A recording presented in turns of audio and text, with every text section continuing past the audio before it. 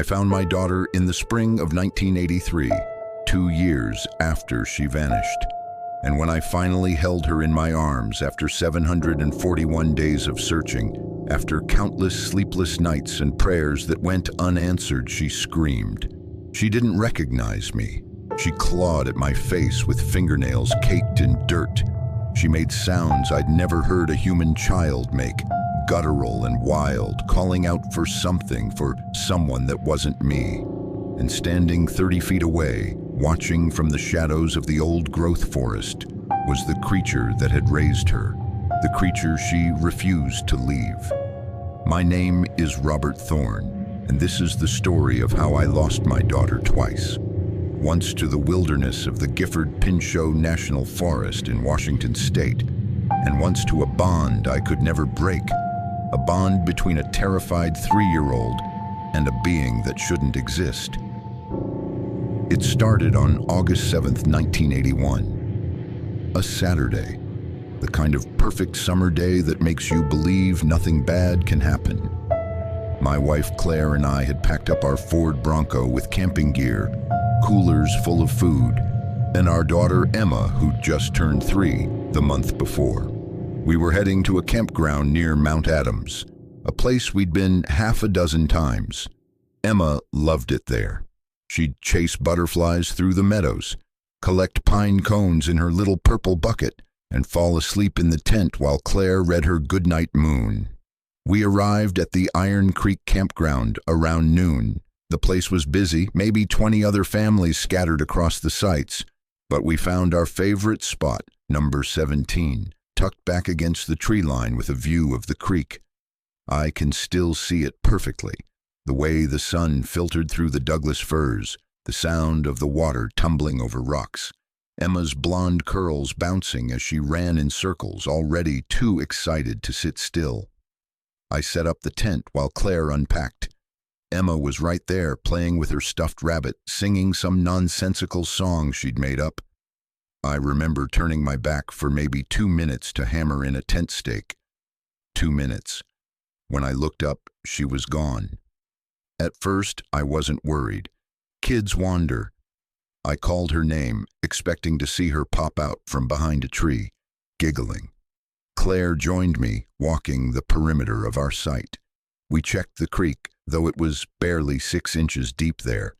We looked inside the Bronco, under the picnic table, behind every tree within 50 feet. 5 minutes became 10, 10 became 20. Other campers started helping us search. Someone called the ranger station. By the time the sun started dropping behind the mountains, we had 50 people combing the woods, shouting Emma's name until our voices went hoarse. The Skamania County Sheriff's Department arrived at dusk. Deputy Tom Reeves took our statement while his partner organized search parties.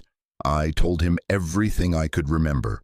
Emma was 3 years and 1 month old.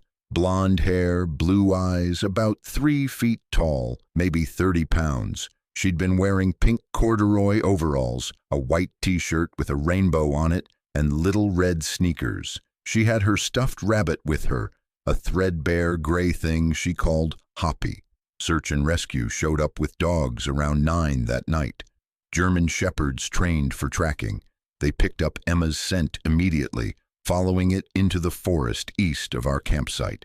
I went with them, stumbling through the dark with my flashlight, branches whipping my face, my heart hammering so hard I thought it would burst. The dogs tracked her for about half a mile, then the trail just stopped. The handlers said it was like she'd vanished into thin air. 1 minute the dogs were pulling hard on their leads, noses to the ground, and the next they were circling, whining, confused. The lead handler, a gruff man named Jack Morrison, said in his 20 years of search and rescue he'd never seen anything like it. We searched all night, all the next day, all the next week. The sheriff brought in helicopters with thermal imaging. Volunteers came from 3 counties. The local news ran Emma's picture every night. Claire made flyers and posted them in every store, gas station, and post office within 100 miles. But there was nothing. No trace, no clues, just silence. The theories started after the first week. Some people thought she'd been taken by a predator, a cougar, or a bear. But there was no blood, no signs of a struggle, no tracks except Emma's small footprints that ended abruptly in a clearing. Others whispered about human predators, about kidnapping, about trafficking. The FBI got involved. They interviewed every camper who'd been at Iron Creek that day. They looked into registered sex offenders in the area. They found nothing. Deputy Reeves told me, off the record, about the old legends. The Klickitat and Yakima tribes had stories about the forest, about beings that lived in the deepest parts, beings that sometimes took children. He said it apologetically, like he knew how crazy it sounded, but he'd grown up in these mountains and he'd heard things, seen things that didn't fit into neat categories. I didn't want to hear about legends or folklore. I wanted my daughter back. But as the weeks turned into months, as the official search was called off and the volunteers stopped showing up, I had to face a terrible truth. Emma was gone, and I had no idea where she was or what had happened to her. Claire couldn't handle it. She started taking pills to sleep, then pills to wake up, then pills to get through the day. By October, she'd moved back to her sister's place in Portland. By Christmas, she'd filed for divorce. I don't blame her. Grief destroyed our marriage, just as surely as it destroyed everything else. I couldn't leave, couldn't go back to my job as an electrical contractor in Spokane, couldn't pretend life would ever be normal again. I bought a small cabin near Trout Lake, about 15 miles from where Emma disappeared. Every day I went into the forest. I searched. I called her name. I left notes tied to trees just in case. Somehow she could find her way back. People thought I was crazy. Maybe I was. But what else was I supposed to do? How do you move on when you don't have answers? When you don't have a body to bury, when there's no closure, when every part of you screams that she's still out there somewhere? I learned those woods like the back of my hand. Every trail, every clearing, every creek crossing. I talked to the old-timers, the loggers and hunters who'd spent their lives in these mountains. They told me stories, strange stories, about sounds in the night that weren't made by any known animal, about massive footprints found in remote valleys, about glimpses of something large and human-shaped moving through the trees. One old logger named Frank Hollis told me about an encounter he'd had in the winter of '74.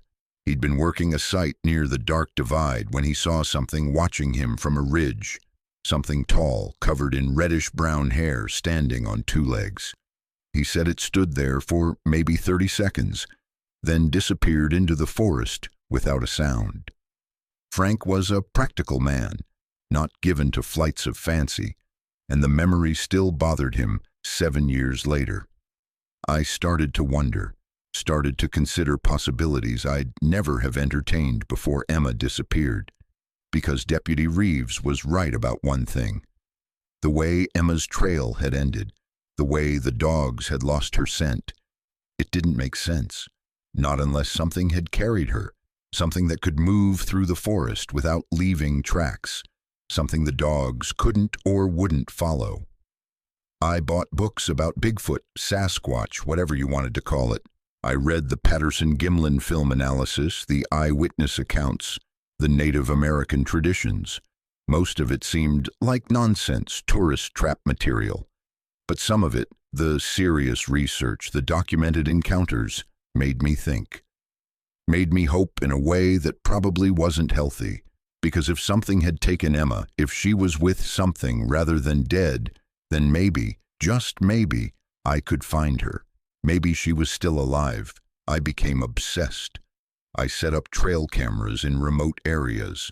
I learned to identify tracks, to recognize signs of large animals moving through the underbrush. I spent weeks at a time camping in the backcountry, surviving on dehydrated meals and creek water, watching, waiting, hoping for any sign. The first winter was the hardest. The snow came early and heavy that year, shutting down the high country by November. I couldn't search the deep forest. couldn't access the remote valleys. I spent those months studying topographical maps, identifying areas where something large could hide, places remote enough that humans rarely went. When the snow melted in April of '82, I was back out there, deeper into the wilderness than I'd gone before. I found things that made me believe I was on the right track. A footprint in the mud near Blue Lake, 16 inches long, clearly showing 5 toes. Hair snagged on bark, coarse and reddish, not matching any known animal in the region. A smell, musky and powerful, that lingered in certain valleys. But I didn't find Emma. Every day I came back to my cabin empty-handed. Every night I looked at her photo on my makeshift desk, her 3-year-old smile full of missing teeth and innocence, and I promised her I wouldn't stop. I'd never stop. People in Trout Lake treated me with a mixture of pity and wariness. I was the crazy guy who'd lost his daughter, who spent all his time in the woods chasing fairy tales. The local diner served me coffee and meals on credit when my money ran low. The general store let me work odd jobs to pay for supplies. They were kind, in their way, but I could see it in their eyes. They thought Emma was dead. They thought I needed to let go. But they didn't know what I knew. They hadn't spent hundreds of hours in those forests, hadn't felt the presence of something watching, hadn't seen the evidence accumulating piece by piece. Something was out there. Something big, something intelligent, something that knew how to stay hidden. Spring of '83 came early. By mid-March, the snow was melting fast, revealing the forest floor. I was out there on the first day the high trails were passable, my pack loaded with 2 weeks of supplies. I had a route planned that would take me through some of the most remote country in the Gifford Pinchot, areas where logging roads hadn't reached, where the old growth still stood thick and untouched. It was my 27th trip into the backcountry since Emma disappeared. 610 days of searching. I'd stopped counting the miles I'd walked, the nights I'd spent sleeping on the ground, the times I'd called her name into the darkness and heard only silence in response. This time felt different somehow. The forest seemed to be holding its breath. I can't explain it better than that. Just a feeling, an intuition that something was about to change. I was 4 days into the trip, camped near a small, unnamed lake about 12 miles from the nearest trail, when I heard it. A sound that didn't belong. Not an animal call, not the wind, not falling water. It was human. Or almost human. A child's voice, high and clear, singing. I was making coffee on my camp stove when it drifted across the water. My hands started shaking so badly I spilled hot liquid on my boots. I grabbed my binoculars, scanning the far shore of the lake, seeing nothing but trees and rocks and morning mist. The singing stopped. I held my breath, listening so hard my ears hurt. Then it came again, closer this time. Not words I recognized, just sounds, melodic and strange. But it was definitely a child, definitely close. I abandoned my camp, didn't even turn off the stove. Just grabbed my pack and started around the lake toward the sound. The terrain was rough, fallen logs and dense brush, but I crashed through it, not caring about the noise I made. All I could think was Emma. It had to be Emma. After all this time, after everything, I'd finally found her. The singing led me up a steep slope thick with devil's club and salmonberry bushes. My clothes were soaked with dew, my hands scratched and bleeding from thorns, but I kept going. The voice was moving too, staying just ahead of me, like whoever it was leading me somewhere. I climbed for maybe 20 minutes, my lungs burning, my heart threatening to explode. Then the slope leveled out into a small clearing, maybe 30 feet across, ringed by massive old cedars. And there, in the center of the clearing, was Emma. I knew it was her instantly, even though she was bigger, even though her blonde hair was tangled and wild, even though she was wearing what looked like woven bark and grass instead of clothes. I knew my daughter. I'd know her anywhere. She was singing to herself, playing with a collection of smooth river stones arranged in some kind of pattern. She didn't look up when I burst into the clearing, didn't startle or run, just kept singing that strange, wordless melody. "Emma," I said. My voice broke on her name. "Emma, baby, it's Daddy." She looked up then, and I saw in her eyes that she didn't know me. There was no recognition, no joy, no relief, just curiosity mixed with something else. Wariness, maybe even fear. I dropped my pack and took a step toward her, my hands out, trying to show I meant no harm. "Emma, honey, it's okay. It's me. It's Daddy. We've been looking for you. Mommy and Daddy have been so worried." She stood up, and I saw how much she'd changed. She was taller, stronger, her skin tanned dark from the sun. Her feet were bare and calloused. Her fingernails were long and dirty. She looked wild, feral. She made a sound then, not words, but a kind of hooting call, loud and urgent, and from the trees on the far side of the clearing, something answered. I heard it before I saw it. The snap of branches, the heavy thud of footsteps. Then it stepped out of the shadows, and every rational thought in my head evaporated. It was at least 8 feet tall, maybe more, covered in reddish-brown hair that caught the morning light, broad shoulders, long arms that nearly reached its knees, and the face. God, the face was simultaneously human and utterly alien. A heavy brow, a flat nose, dark eyes that fixed on me with unmistakable intelligence.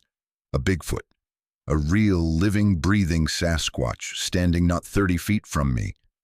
Emma ran to it, ran to this creature without hesitation, without fear, and I realized it was female somehow. It scooped Emma up in its massive arms with a gentleness that stunned me. Emma wrapped her small arms around the creature's neck, making soft, cooing sounds. The Bigfoot held her protectively, one hand cradling Emma's head, the other arm supporting her weight. They looked like mother and child. I stood there frozen, my mind unable to process what I was seeing. This was what had taken Emma. This was who had raised her for the past 20 months. Not a person, not some kidnapper I could fight or bargain with. A creature that shouldn't exist, holding my daughter like she was the most precious thing in the world. The Bigfoot made a sound, a low rumbling that seemed to come from deep in its chest. Emma responded with her own sounds, not English, not any language I knew, but clearly communication. They were talking. My daughter was talking to a Bigfoot. I tried to find words, tried to find some way to make sense of this. "Emma," I said again, my voice barely above a whisper, "please, baby, come to Daddy, let's go home." Emma looked at me over the creature's shoulder, and then she said something that shattered whatever was left of my heart. No. It was the first English word I'd heard her speak in almost 2 years, and it was a refusal, a rejection. She buried her face in the Bigfoot's fur, and the creature held her tighter, its eyes never leaving mine. Those eyes weren't animal eyes. There was thought there, emotion, understanding. This being knew what I was to Emma, knew I was her father, and it wasn't going to let me take her. We stood there in that clearing, locked in a strange standoff. Man and creature, father and adoptive mother, both claiming the same child. The sun was climbing higher, burning off the mist. Birds were starting to sing in the trees. Everything felt surreal, like a dream I couldn't wake from. "I'm her father," I said to the Bigfoot, knowing how insane it was to talk to it, but not knowing what else to do. "She's my daughter. She has a home, a family, people who love her." The creature made another sound, softer this time, almost sad. It shifted Emma in its arms, and I saw something that made my throat tighten. Emma's left hand, the one not clutching the Bigfoot's fur, was holding the creature's thumb. Such a simple gesture, a child holding her mother's hand. Except this mother was covered in hair and stood 8 feet tall. I took a careful step forward. The Bigfoot tensed but didn't move. "Emma," I said, trying to keep my voice calm even though I was shaking. "Do you remember home? Do you remember Mommy? Remember Hoppy, your rabbit?" Emma lifted her head at the name Hoppy. For just a second, I saw a flicker of something in her eyes. Memory, maybe. Recognition. But then it was gone, replaced by confusion and fear. She made that hooting call again, and the Bigfoot answered. Then, moving with surprising speed for something so large, it turned and began walking toward the tree line. "No," I shouted, breaking into a run. "Wait, please!" I got maybe 10 feet before the Bigfoot spun back, moving between me and the trees. It didn't threaten me, didn't raise its arms or bare its teeth. It just stood there, blocking my path, and the message was clear. "Don't follow." Emma was crying now, real tears, sobbing in a way that sounded heartbreakingly normal, heartbreakingly human. The Bigfoot was making soothing sounds, gentle and rhythmic, rocking Emma slowly. "Please," I begged, "my daughter. She's my daughter. I've been searching for her for 2 years. Please don't take her away again." The creature looked at me, and I swear I saw something like pity in those dark eyes. Then it did something unexpected. It carefully set Emma down on the ground, still between us, and took a step back. The message was clear. Choose. Emma stood there, tiny and wild, looking between me and the Bigfoot. She was trembling, tears streaming down her dirty face. She took a small step toward the creature, then stopped, looked at me, took another step toward the Bigfoot. "Baby," I said, my own tears falling now. "I'm your daddy. I love you. I've missed you so much." Emma tilted her head, studying me like I was something strange and confusing. Then she said, in a voice rusty from disuse, "Daddy?" "Yes," I breathed. "Yes, baby. Daddy." She took one step toward me, then another. My heart was hammering. This was it. She was coming back to me. After everything, she was choosing to come home. But when she was about 5 feet away, she stopped, looked back at the Bigfoot, who stood perfectly still, waiting. Emma's little face crumpled, torn between 2 worlds, 2 families, 2 loves. And that's when I understood the terrible truth. I could take her. I could grab her right now, throw her over my shoulder and run, make it back to my camp, hike out, bring her to civilization, get her back to doctors and social workers and her mother, force her back into the human world. But it would break her. She wasn't the same Emma who disappeared from that campsite in August of '81. That little girl was gone. The child standing in front of me now was something else. Something between, raised by a being I couldn't comprehend in a world I'd never understand. And she loved that creature, loved it the way a child loves a mother. If I took her now, I'd be ripping her away from everything she knew, everyone she trusted. I'd be the monster. I sank to my knees in the grass, the weight of it crushing me. What was I supposed to do? How could I choose between saving my daughter and destroying her? The Bigfoot made a soft sound, and Emma immediately ran back to it, wrapping herself around its leg. The creature picked her up, settled her on its hip the way mothers do, and looked at me with something I can only describe as understanding. It knew what this was costing me. And in that moment, I realized something else. This being hadn't stolen Emma. It had saved her. A 3-year-old alone in the wilderness, lost and terrified, wouldn't have survived more than a couple of days. But this creature had found her, protected her, raised her as its own. It had given Emma life, even if it wasn't the life I'd wanted for her. "Wait," I said as the Bigfoot turned to leave again. "Please, can I see her again? Can I come back?" The creature paused, looked back at me over its shoulder. Then, slowly, deliberately, it nodded. It nodded. This impossible being, this creature from legend, understood what I was asking and was giving me permission. Permission to visit my daughter, to be part of her life, even if it wasn't the part I'd imagined. "Tomorrow," I said, not sure if it understood, but needing to say it anyway. I'll come back tomorrow, same time, right here. The Bigfoot made a low sound, neither agreement nor disagreement. Then it carried Emma into the trees and they disappeared into the forest that had become her home. I stayed in that clearing for a long time. The sun climbed higher. The morning gave way to afternoon. I sat there with my back against a cedar, trying to process everything that had happened, everything I'd seen.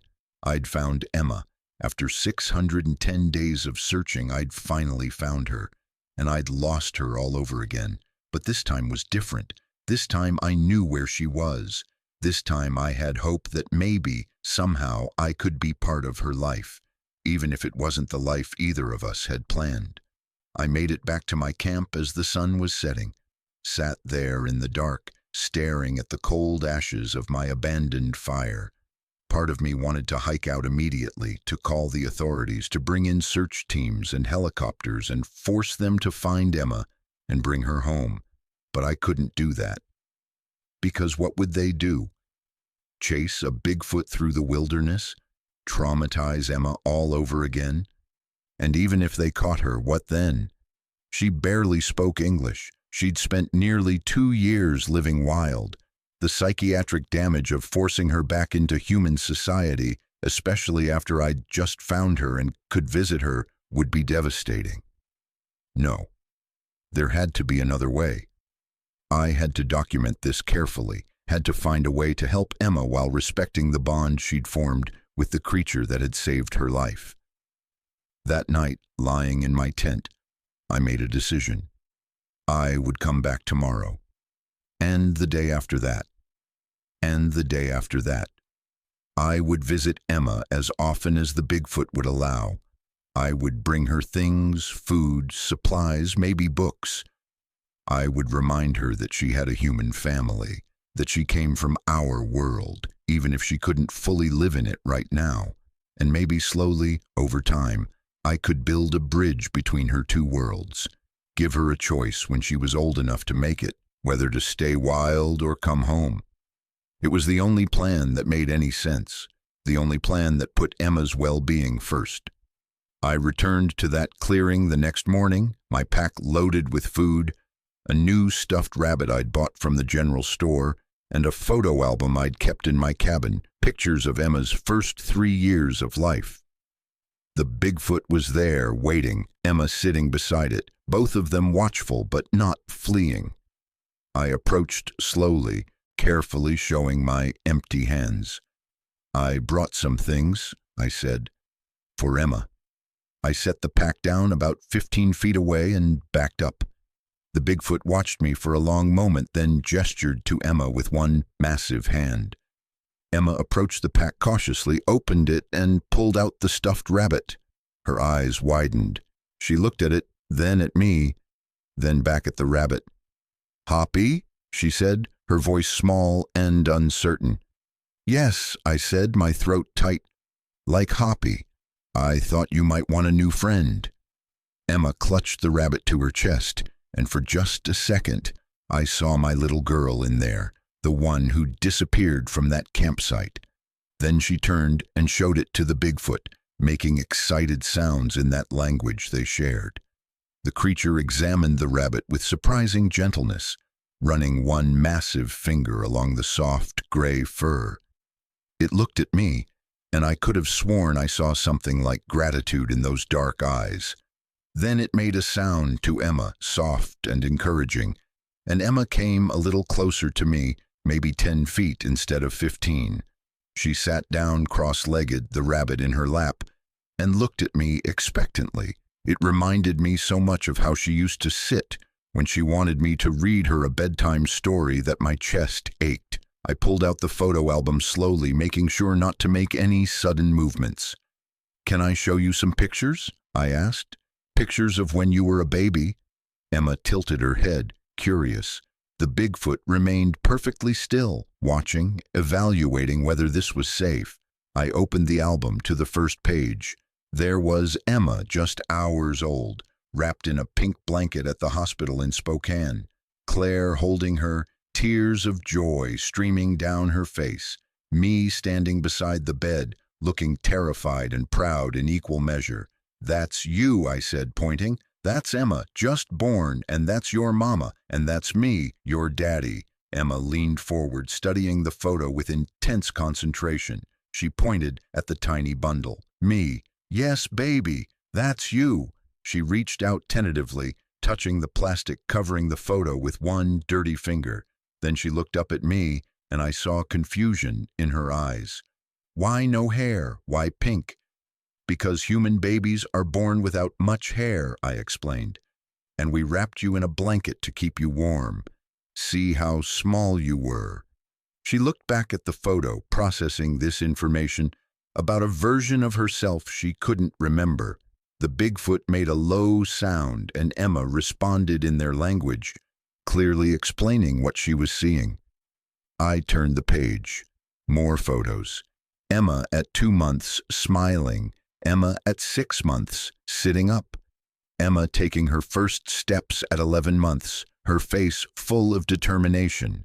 Emma on her first birthday, cake smeared across her face, laughing. For each photo, I told the story. What was happening, where we were, what Emma had been like. I told her about the time she'd learned to say doggy and spent a week pointing at every animal she saw, calling them all doggy. About the time she'd tried to share her cereal with the television because she thought the people on the screen were real. About how she used to insist on wearing her rain boots everywhere, even to bed. Emma listened, transfixed. Some of the stories seemed to trigger something, maybe not full memories, but echoes of familiarity. When I told her about how she used to make me read "Goodnight Moon" 5 times every night, she whispered moon like she'd heard the word before, like it meant something. The Bigfoot was listening too. I could see it in the way the creature leaned forward slightly, in how its eyes moved between me and Emma.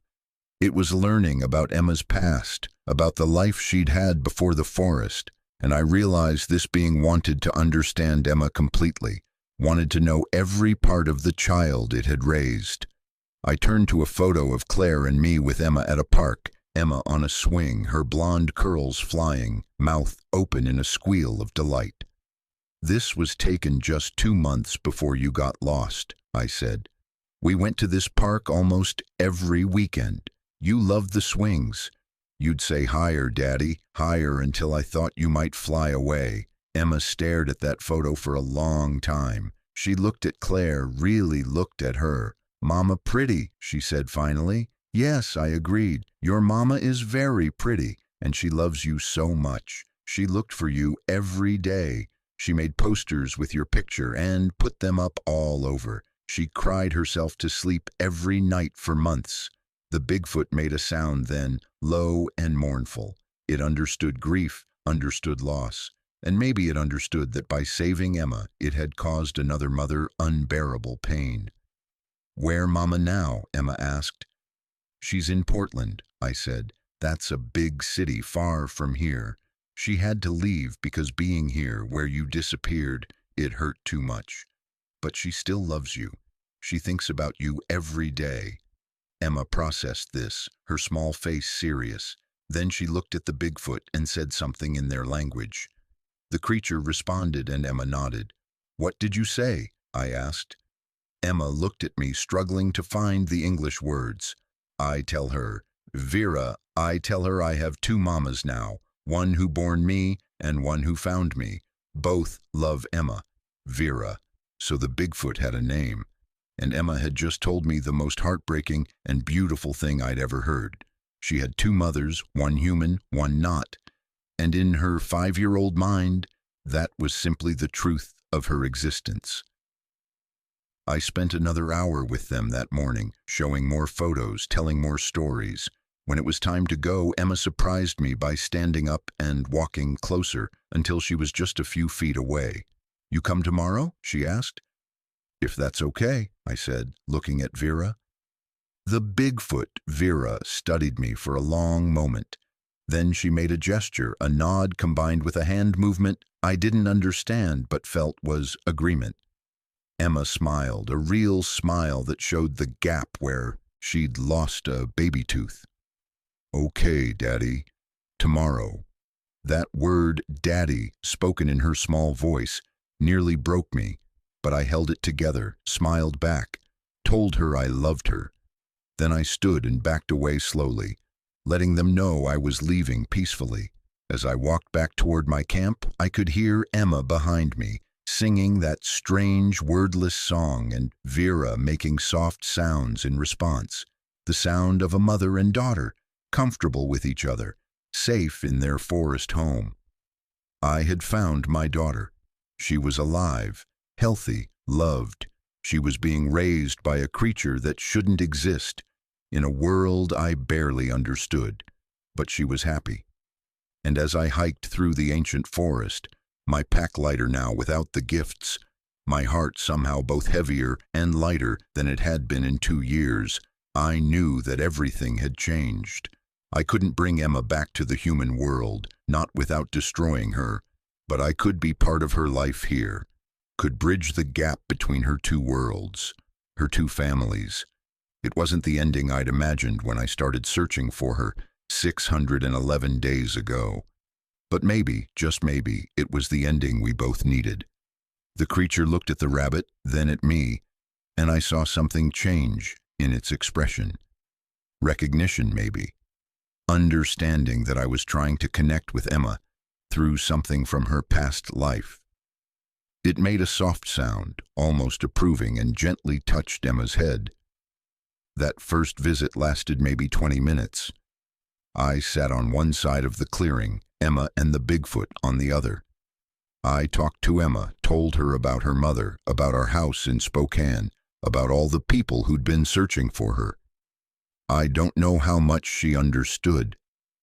She mostly just stared at me, clutching that stuffed rabbit, occasionally looking up at the Bigfoot for reassurance. When it was time to go, the Bigfoot stood and Emma stood with her. I didn't try to stop them, I just said I'd come back tomorrow, same time. The Bigfoot nodded again, that deliberate human gesture that still sent chills down my spine, and they disappeared into the forest. I came back the next day, and the next, and the next. For 2 weeks straight, I made that hike from my camp to the clearing, bringing gifts, telling stories, slowly, painfully slowly, trying to rebuild a connection with my daughter. Emma started to remember things, small things at first. The third day, when I showed her the photo album, she pointed to a picture of Claire and said "Mama" with such longing in her voice that I had to turn away to hide my tears. The 5th day, she sang a song I recognized, "Twinkle, Twinkle, Little Star," mixing English words with sounds from whatever language the Bigfoot had taught her. By the 2nd week, she was coming closer, sitting maybe 10 feet from me instead of 20, asking me questions in broken English. "Where, Mama? Why you go? When we home?" That last question gutted me every time, because I didn't have an answer. I couldn't tell her we were going home because I didn't know if we ever could. And the more time I spent with Emma and the Bigfoot, the more I understood the complexity of the situation.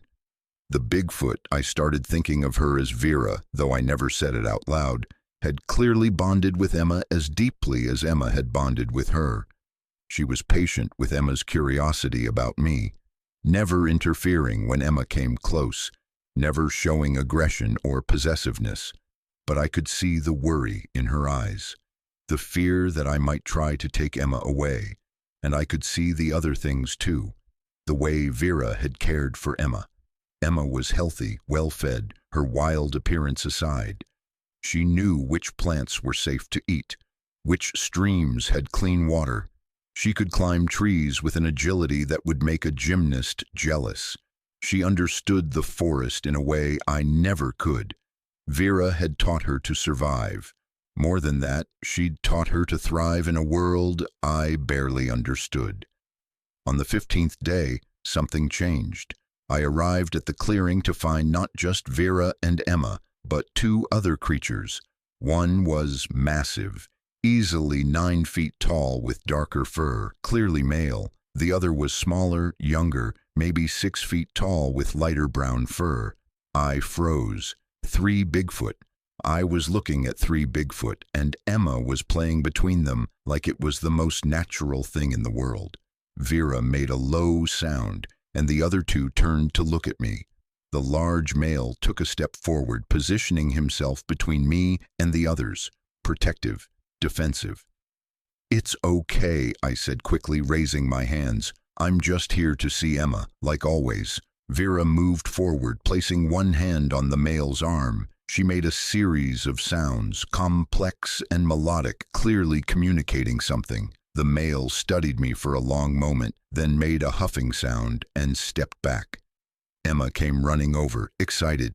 "Daddy, look, this Coda," she pointed to the large male, "and this Mira," she pointed to the smaller one.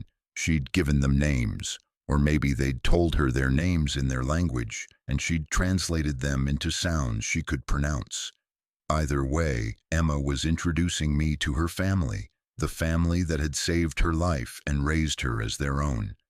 I spent that afternoon in the clearing with all 4 of them, watching Emma play, seeing how the Bigfoot interacted with each other. Coda, who I realized must be Vera's mate, was gruff but gentle.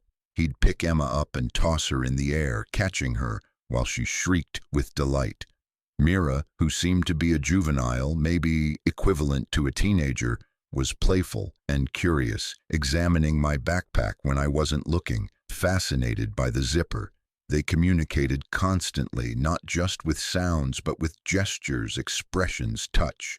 It was a language as complex as any human language, maybe more so, and Emma was fluent in it. That night, back at my camp, I wrote everything down in a journal I'd started keeping, every detail of what I'd seen, what I'd learned. I knew this information was important, that what I was witnessing was unprecedented, but I also knew I could never share it, not without putting Emma and the Bigfoot at risk, because I'd seen what humans did to things they didn't understand. We studied them, caged them, destroyed them in the name of science or progress or fear. If the world knew about Vera and her family, they'd never be safe. Emma would never be safe. So I kept my secret and continued my visits. 3 times a week now, giving the Bigfoot space while maintaining the connection. I brought more things from Emma's past life. Her favorite book, Where the Wild Things Are, which seemed painfully appropriate. A music box that played Brahms' lullaby that had been in her nursery. Clothes that actually fit her, though she rarely wore them, preferring the freedom of her bark and grass wrappings. Claire called me in late April. It was the first time we'd spoken in months. Her voice sounded small and far away through the phone line. "Robert," she said, "I wanted you to know. I'm getting remarried. His name is David. He's kind, he's stable, and he's helping me heal." "I'm happy for you," I said, and I meant it. Claire deserved happiness, deserved to move forward. "Have you?" She paused. "Have you stopped looking for her?" "No," I said. "I'll never stop." She made a sound that might have been a sob or a sigh. "I know. That's why I had to leave. I couldn't watch you destroy yourself chasing a ghost." "She's not a ghost," I said quietly, but I didn't elaborate, couldn't. We said our goodbyes. She wished me peace. I wished her happiness. And I went back to the forest, to the clearing where my daughter lived with a family that shouldn't exist. Summer came. Emma's 5th birthday passed on July 2nd, and I brought a cake I'd bought from the bakery in Trout Lake. The Bigfoot had never seen cake before. Watching Coda cautiously taste the frosting, his eyes going wide with surprise at the sweetness, would have been funny under different circumstances. Emma blew out the candles, all 5 of them, and made a wish. She wouldn't tell me what it was, but she hugged me afterward, a real hug, and whispered "Daddy" in my ear. It was the best birthday present I could have asked for. By August, 2 years since Emma had disappeared, she was speaking English regularly again, though still mixed with the Bigfoot language. She could switch between the two effortlessly, translating for me when Vera wanted to communicate something specific. That's when I learned the full story of what had happened. Emma had wandered from our campsite, following a butterfly just like I'd imagined. She'd gotten turned around, couldn't find her way back. She'd walked for hours, crying, calling for us. As night fell, she'd curled up under a tree, terrified and alone. Vera had found her the next morning. Vera had recently lost her own infant, a stillbirth that had devastated her.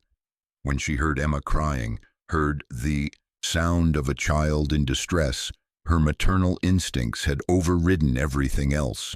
She'd picked Emma up, comforted her, and carried her back to her family. Coda had been wary at first, concerned about keeping a human child, but Vera had refused to leave Emma to die in the forest. And gradually, Emma had become part of their family unit.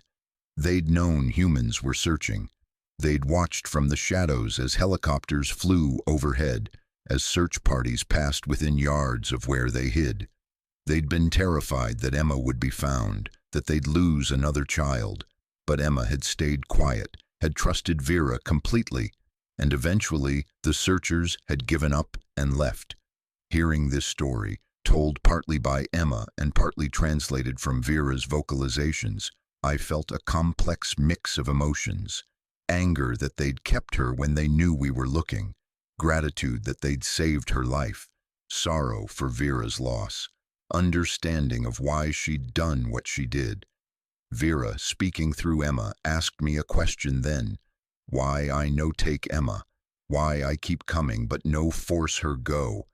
I looked at this creature who'd raised my daughter, who'd given her love and safety when I couldn't.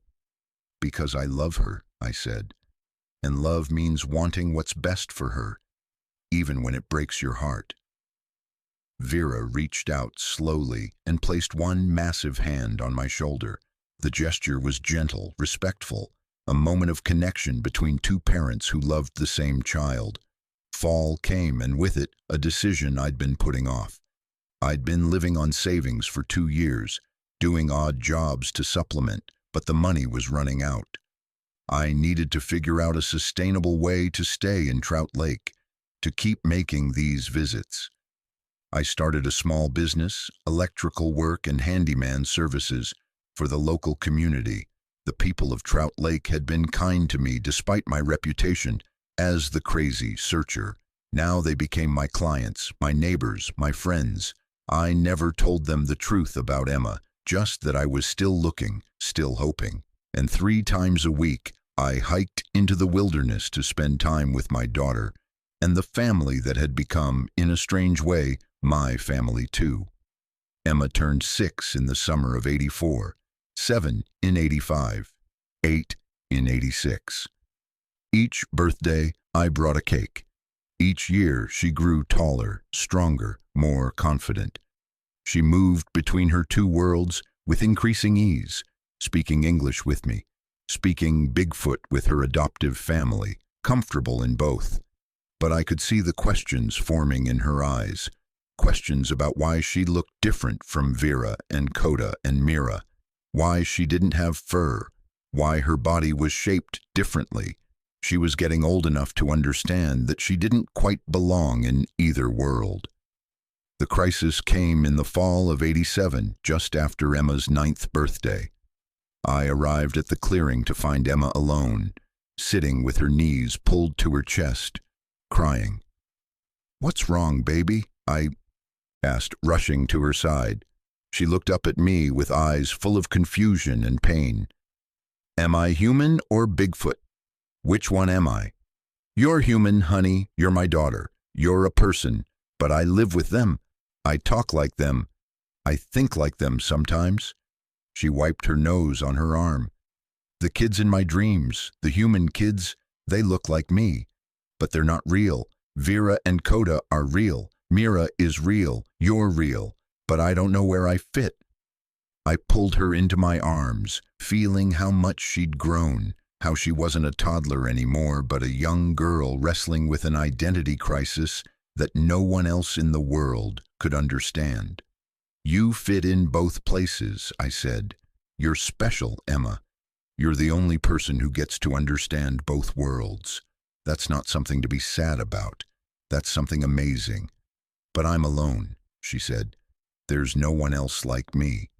She was right, and I didn't know how to fix that, didn't know how to help her navigate this impossible situation. That night, I made a decision. Emma needed more than I could give her. She needed connection to the human world beyond just me. She needed to know that she had options, that if she ever wanted to return to human society, the door was open. I talked to Vera and Coda about it the next visit, with Emma translating. I want to teach her more, I said, about the human world, reading, writing, math, history, science, things she should know if she ever decides to come back to civilization. Vera and Coda exchanged a long look. Then Vera asked, through Emma, "You try to take her?" "No," I said firmly, "never without her choosing. But she should get to choose based on real information, not ignorance. She should know what both worlds offer." After a long discussion in their language, they agreed. 3 days a week I could work with Emma on human education. The rest of the time she'd continue her life with them. So I became my daughter's teacher, sitting in forest clearings, using sticks to scratch math problems in the dirt, reading books out loud, explaining how human society worked. Emma was brilliant, soaking up information like a sponge. By the time she was 10, she was reading at a 6th grade level. By 11, she was doing algebra. But she was also learning Bigfoot knowledge from Vera and Coda. Plant medicine, tracking, weather prediction, the complex social structures of their small community. I learned there were more Bigfoot in these mountains, maybe 15 or 20 individuals scattered across territories. Vera's family was just one unit in a larger hidden society. Emma was becoming a bridge between species, the only human who truly understood the Bigfoot and the only Bigfoot-raised child who understood humans. The question of what to do with that knowledge haunted me. I'd kept journals for years, documenting everything, but I'd never shared them, never told anyone the truth. Emma was 12 now, living a double life that I'd helped create. Was I doing the right thing? Or was I trapping her in an impossible situation? The answer came in the spring of '90 when Emma was 13. She came to our usual meeting spot, and I could see something had changed. She looked older, more serious. "Daddy," she said, using the word she reserved for our private conversations, "I need to ask you something important." "Anything, baby." She took a deep breath. "I want to meet other humans, real ones, not just you. I want to see what the human world is really like." My heart started pounding. This was the moment I'd been both hoping for and dreading for 9 years. "Are you sure?" I asked. "Once you go there, once people see you, it's going to be complicated. There will be questions, authorities, maybe doctors or social workers." "I know," she said, "but I'm not a little kid anymore. I can't keep hiding in the forest forever, pretending the human world doesn't exist. I need to see it, need to understand it. Then I can decide where I really belong." She was right. She deserved that choice, even if it terrified me. We made a plan. Carefully, thoughtfully, we'd start small.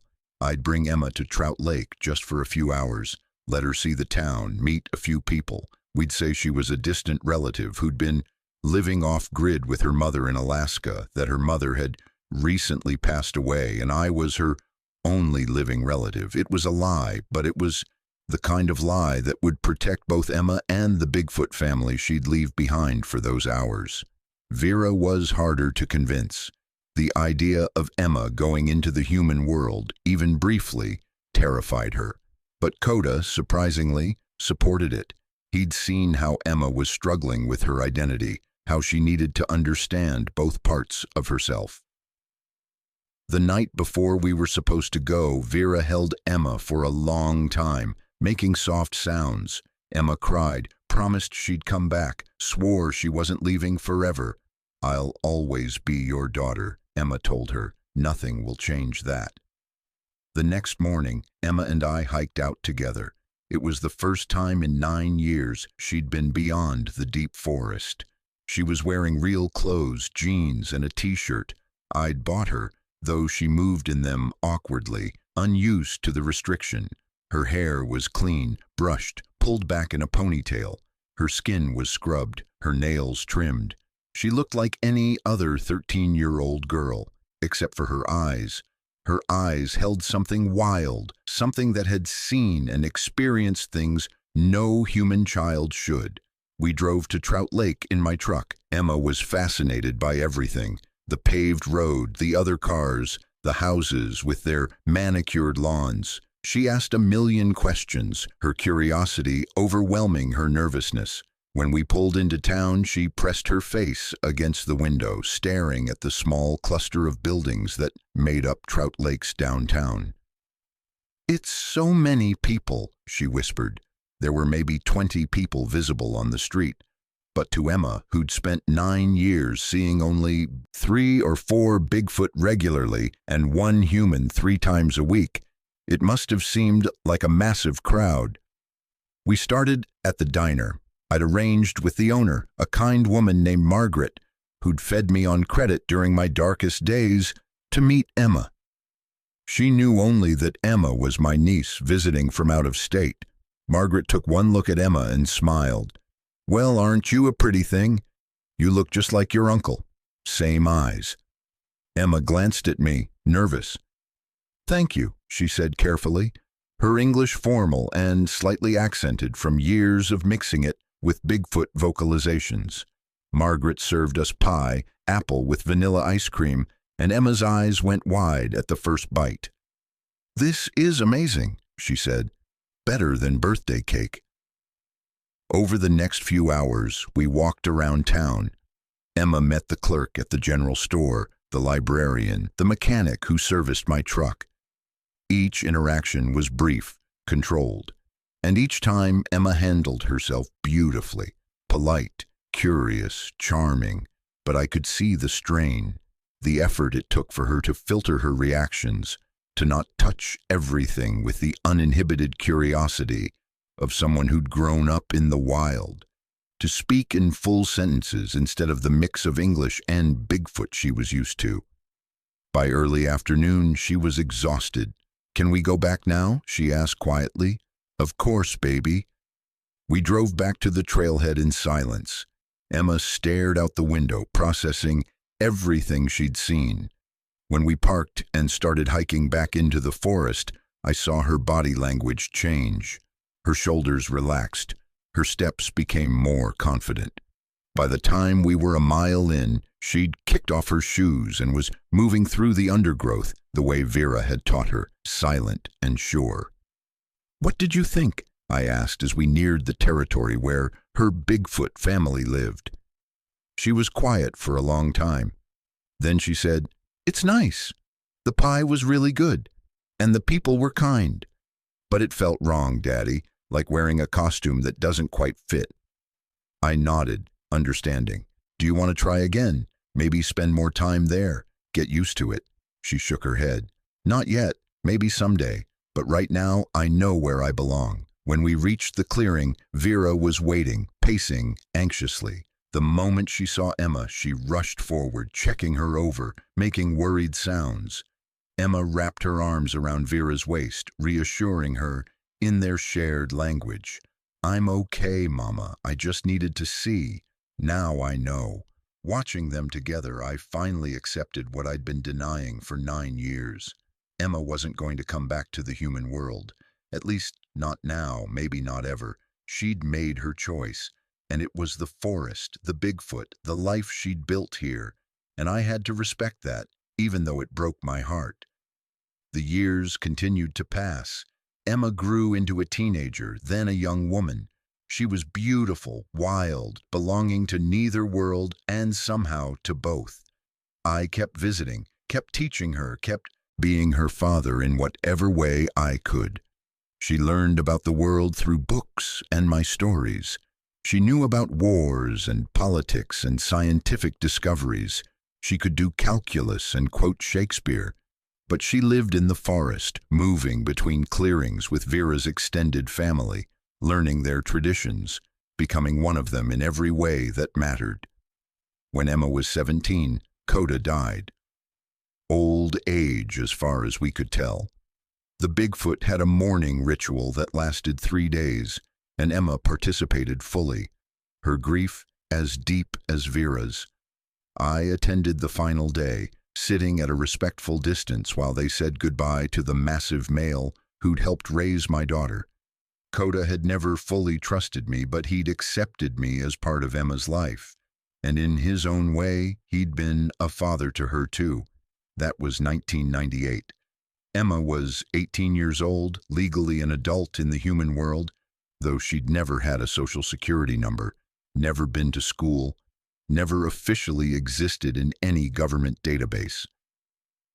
She asked me a question that day, after Coda's body had been returned to the earth in the Bigfoot tradition.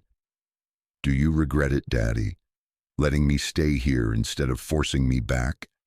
I thought about it, really thought about it, about all the normal experiences she'd missed.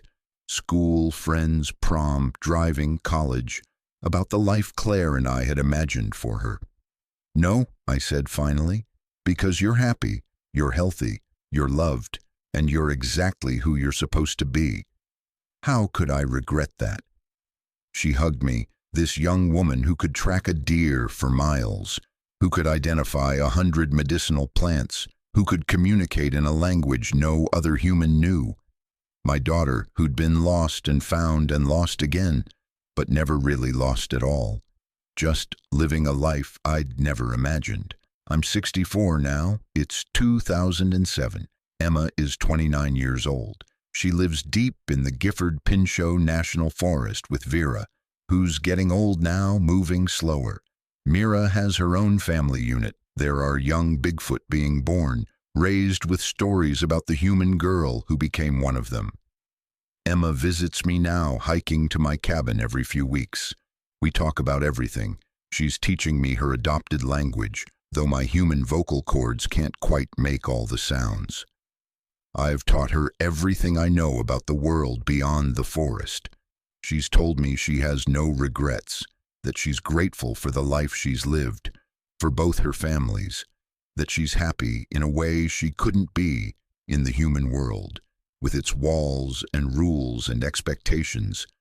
I believe her, but I also see the loneliness sometimes, the knowledge that she's unique, that there's no one else like her, that she can never fully belong to either world. 3 months ago, she told me something that changed everything. "Daddy, I'm pregnant." My first reaction was shock, then joy, then concern. Pregnant? By who? There aren't any human men in the forest. She looked away, embarrassed. "There's a young male from another family group. His name is Tarek. We've been together for 2 years. You're telling me you're pregnant with a Bigfoot's child?" She nodded. "I don't know if it's even possible. We're different species, but it happened." I'm 4 months along. I sat down heavily, my mind reeling. This shouldn't be possible. Humans and Bigfoot shouldn't be able to produce offspring. The genetic differences should be too great. But then maybe they weren't. Maybe the Bigfoot were closer to human than anyone knew. Close enough that a woman raised among them, who'd lived their life for 26 years, could carry one of their children. "Are you scared?" I asked. Terrified, she admitted. "I don't know what this baby will be. Human-looking or Bigfoot-looking or something in between. I don't know if it'll survive. But Daddy, I want this baby. I want it so much." "Then we'll figure it out together," I promised. "Like we've figured out everything else." That's where I am now. My daughter, raised by Bigfoot, is pregnant with a child that shouldn't exist. I visit her weekly, monitoring her health as best I can without medical equipment.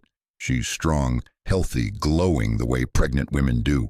In 3 months, I'll become a grandfather to something the world has never seen. A bridge between species, a child of 2 worlds. I've kept this secret for 26 years, Emma's existence, the Bigfoot families hidden in these mountains, the impossible life we've all built together. Sometimes I think I should tell someone, document it properly, make sure the world knows. But then I think about what would happen. The scientists who'd want to study Emma, the government agencies who'd want to control the Bigfoot, the trophy hunters who'd see them as the ultimate prize. I think about Vera, who saved my daughter's life and loved her as her own. About Mira and her children. About Tarek, who loves Emma in his own way. They deserve to live in peace, to exist in their hidden corners of the world without human interference. So I keep the secret. I document everything in journals that I'll leave behind when I die, to be discovered or not, to be believed or dismissed as the ravings of a grief-stricken father who couldn't accept his daughter's death.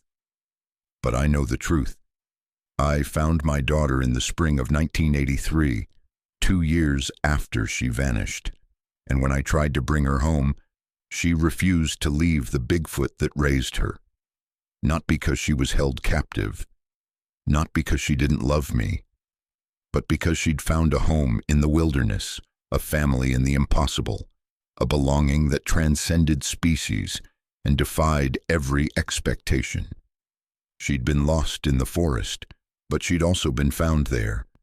And sometimes being found means discovering you were right where you needed to be all along. I visit Emma every week now, watching her belly grow, feeling the baby kick under her skin. She's due in December, a winter baby, born in a cave warmed by Bigfoot body heat, delivered by hands both human and not. Last week she asked me what she should name it.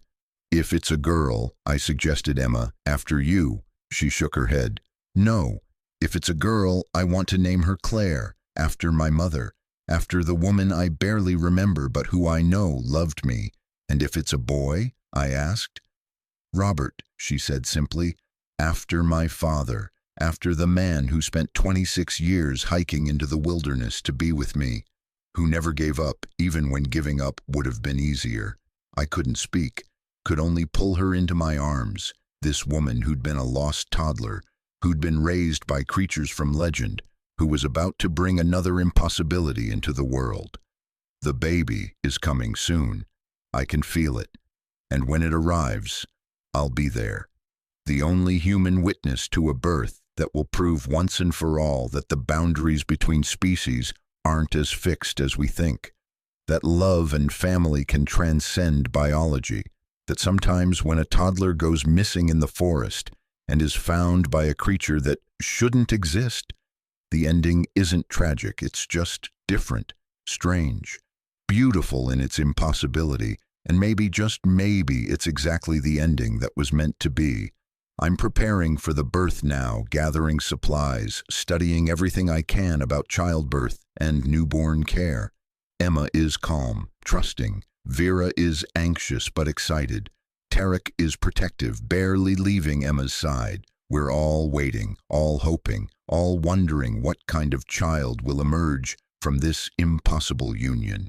Whatever it is, whoever it is, they'll be loved.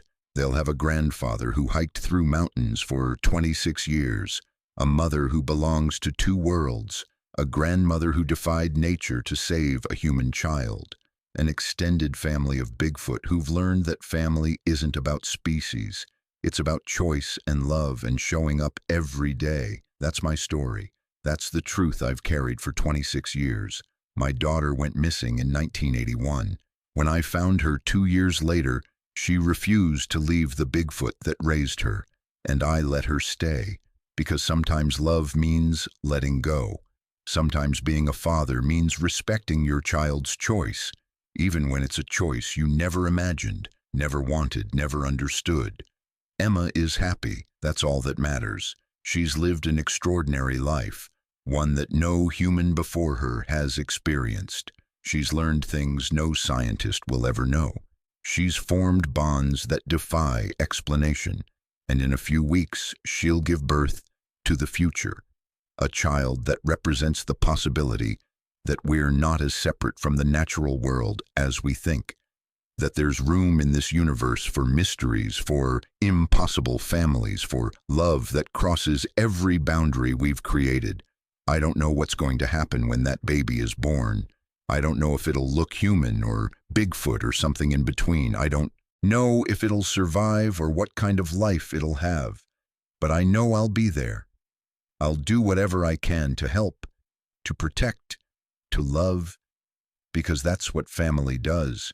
Whether that family is bound by blood or by choice, by biology or by circumstance, by the expected or the impossible. Emma was lost. Emma was found. Emma chose to stay with the beings that saved her life. And I chose to respect that choice, to honor it, to build a relationship with my daughter on her terms, in her world. It cost me everything: my marriage, my career, my normal life, 26 years of keeping an impossible secret. But watching Emma now, radiant and pregnant and surrounded by beings who love her, I wouldn't change a thing. Some stories don't have happy endings. Some stories don't have sad endings. Some stories just have true endings. And this is mine. My daughter was raised by Bigfoot, and it was the strangest, most beautiful tragedy and triumph of my entire life. The end.